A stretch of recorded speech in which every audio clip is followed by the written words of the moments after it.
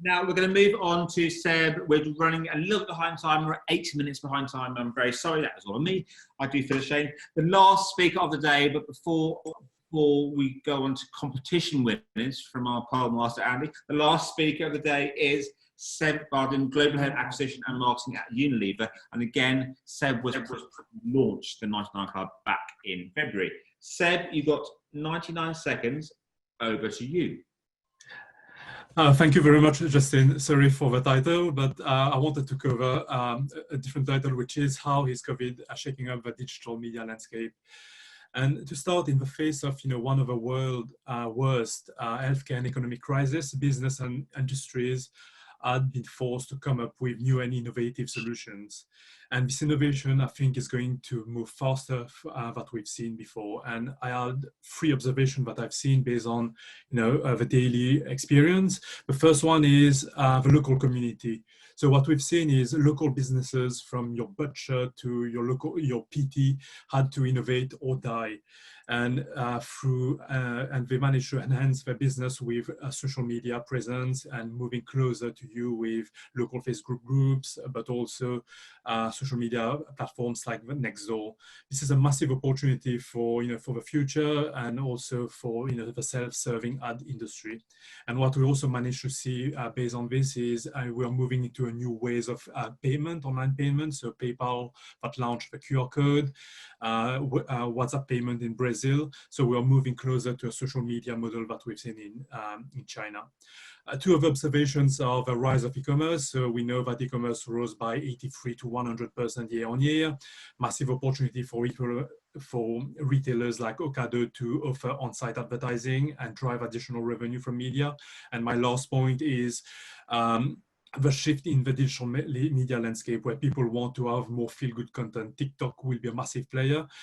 It will be a 4-horse race between Google, TikTok, Facebook, and Amazon. And then finally, the next slide. To conclude, I just want to make sure that innovation will happen based on what is happening on the social landscape. As Obama is saying, this pandemic has exposed some of our deep issues in the society.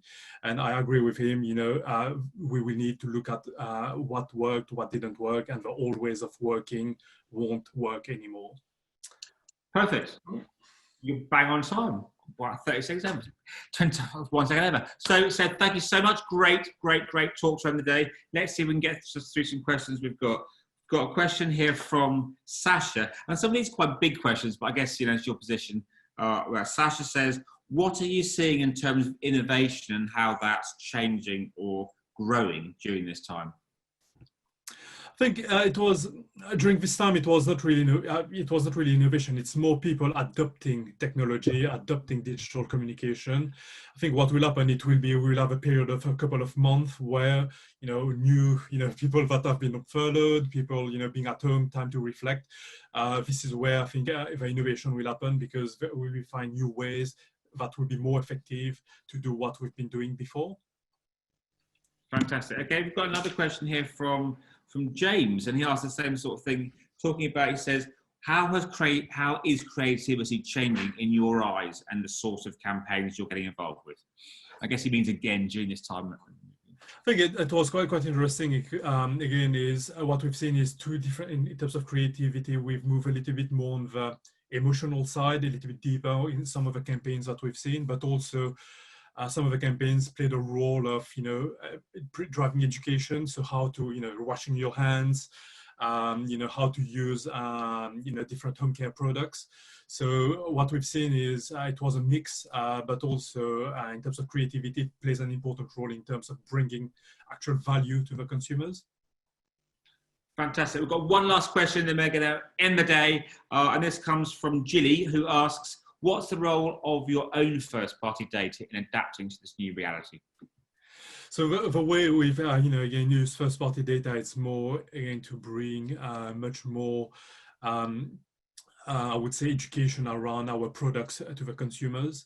So again, is like, how to use bleach, for instance. We run a campaign around this, and providing more information around, the fact that, for instance, you need to put gloves, or how to mix bleach with water. So we went on the route of really providing information about you know, around hygiene and how to, you know, to protect yourself with, you know, against, you know, what's happening outside with virus and germs.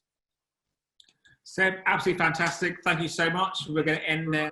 Thank you so much for your time. Hope to see you again soon.